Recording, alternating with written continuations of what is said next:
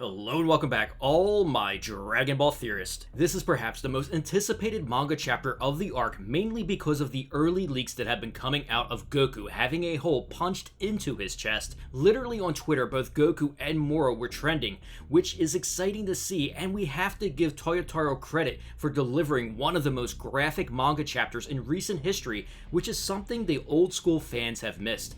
If you've been following videos on this channel, I don't think this chapter is a big surprise to most of you, where Toyotaro wanted to solidify Moro as the most menacing and destructive villain in DBS history. He is the GOAT right now in terms of villains for so many reasons, and this chapter showed exactly why. So let's dive in, and I wanted to not just do my typical recap of the story, but give more analysis as well as we go through it, since there are some important parts that are often missed and a huge cliffhanger that will have us talking for the next month speculating on what will happen. Manga Chapter 62, Edge of Defeat, which is an appropriate name. Piccolo questions Moro, asking if 7-3's power has been added to his. Everyone's starting to realize how dire the situation is as Vegeta, completely angered from letting Moro get the drop on him last chapter, flies up from the ashes. "Is that so? I'll tear you apart once again!" As a furious Vegeta lunges at Moro to try and finish what he started, but Moro, with this new power boost, is easily able to make Vegeta miss. I think Toyotaro did a beautiful job in this chapter, not just making this fighting look epic, but capturing the emotions that everyone is experiencing as Vegeta isn't able to land even one punch on Moro. "Your new technique requires you to inflict damage first, yes? I won't make the same mistake twice." Now, this is important because some fans wanted to discredit Vegeta's power, saying that he was using Spirit Fission the whole time or didn't need to hit Moro for it to work. So he wasn't actually stronger than Goku, it was just his Spirit Fission.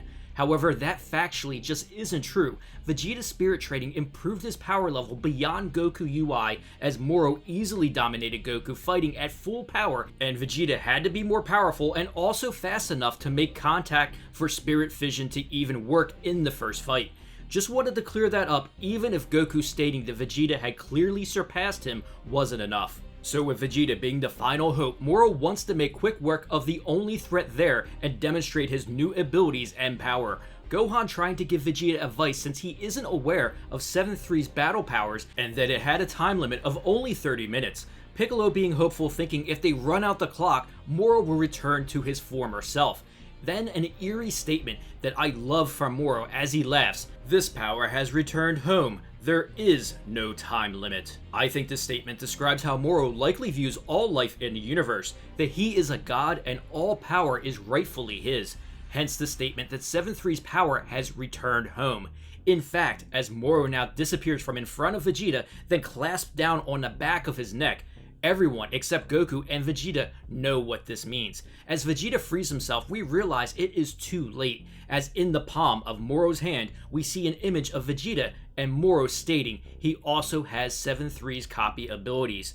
Gohan then explains to Goku what is going on, as Vegeta and him weren't there for the battle against 7-3 and that he could copy any fighter's abilities. Moro now decides to go on the offensive as he is done playing with Vegeta and viciously knocks him to the ground. As Vegeta is trying to recover, he looks on in complete shock as he is witnessing his own attack about to be used against him. Big Bang attack?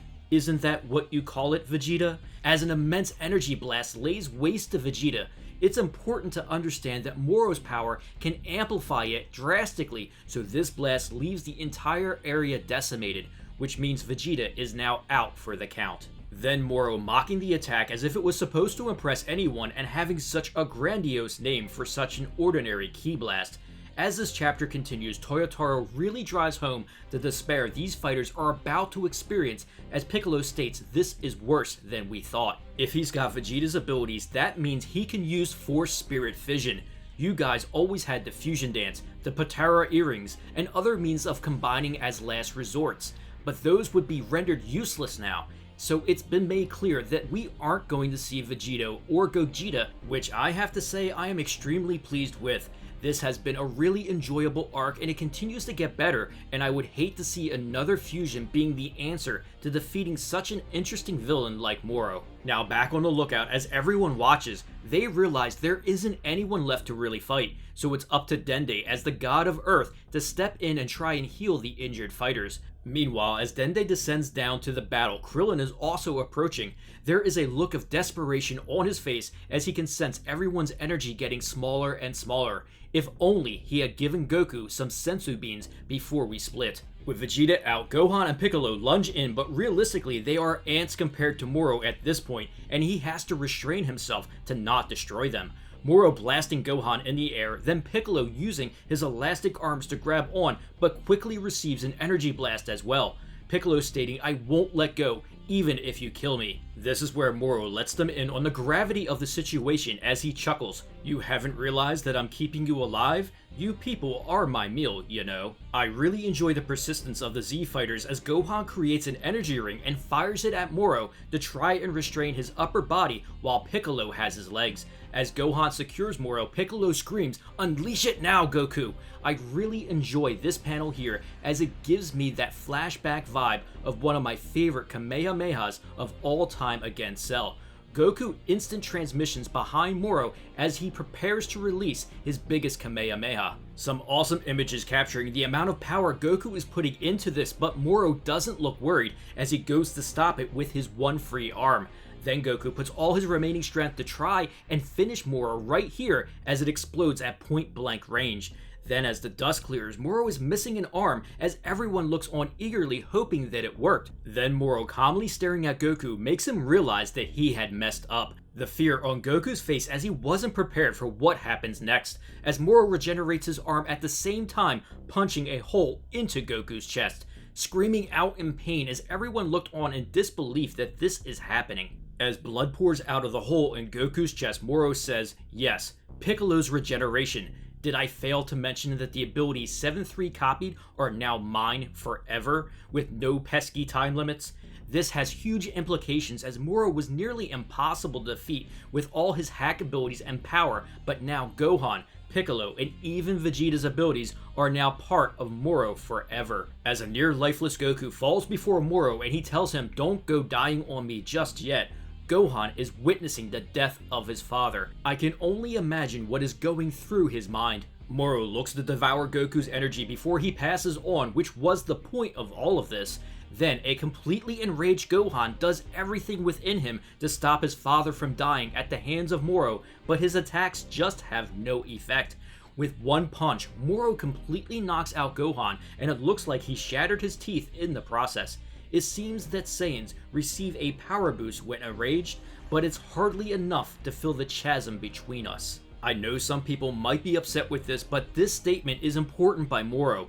Gohan gave it his all and likely gained a massive power boost, but the difference in power between them are worlds apart. People need to realize, I said it once and I will say it again, Moro just flat out is powerful. His actual power level is far beyond anything we have seen. It's beyond Broly, it's beyond Jiren. Moro just doesn't have his magic and all these abilities now. He is vastly more powerful than anything they have ever fought. No fighter is stronger than Moro in terms of raw power. I just want to really drive that home once again because Toyotaro keeps telling us that in a lot of these panels. I think some people think Moro is just about magic and not actual power, but we must realize currently that he has no equal, at least not any mortal. Even without his magic, Moro would easily overpower fighters like Jiren or Broly in this new form. Then Dende with telepathy tells Piccolo he is on his way to restore everyone's energy, except Moro was listening in, and then Piccolo warns him to just stay away from the massacre at this point. Restoring energy, he said? The Namekian moving towards us has such an ability? Such a being could hardly pose a threat, but as Moro shoots a blast into the sky, he now has created a barrier that should keep out any unwanted nuisances and prevent you from escaping. Moro is really looking to enjoy his meal without any interruptions, and I love it. I think just how grim this situation is has been something that Dragon Ball has really been missing out on. Now Dende and Krillin arrive at the battle but realize quickly that they can't get in. Meanwhile, Moro looks to destroy everyone in there in fashionable ways as not even looking takes out both the androids with an energy blast. Piccolo apologizes to Jaco for roping him into the Earth's conflict, but Jaco lets him know it's in his jurisdiction and he escaped from the galactic prison, so if this planet dies, then it's his duty to go down with the ship. Piccolo, now looking to take a page out of Vegeta's book, says, "Good, then I won't feel as bad about this.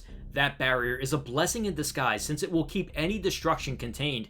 There will be nothing left in here when I'm done." Except Moro isn't having it and destroys Piccolo before he can unleash that blast with his own attack. Love Moro's dialogue lately as he tells Piccolo, "No more nonsense from you, okay? Just lie there." Now only Jaco is left as the universe's mightiest fighters lay defeated, barely clinging onto life. Then, as Dende feels completely hopeless, not being able to help anyone, a hole in the barrier magically opens up and falls in. As he turns, a mysterious figure says, "This isn't over yet, God of Earth." Ah, it's you. Now what is important to note here is this is likely Whis, not Maris. Dende has never met Maris, but is familiar with obviously Whis and Beerus, which means Whis arrived on Earth to help, and he must have been ordered to do so by Lord Beerus. Now Moro doesn't need Jaco's energy, which means there is no point in keeping him alive. Jaco is going down blasting though and shoots his gun, but as the energy blast is about to hit Moro, another approaches from a different direction, which leaves Jaco in shock as it's a massive attack. Then, as the smoke clears, Moro says, "You imbued that shot with your own energy. It's none other than Agent Maris, but Moro knows that you aren't really Galactic Patrol, are you?"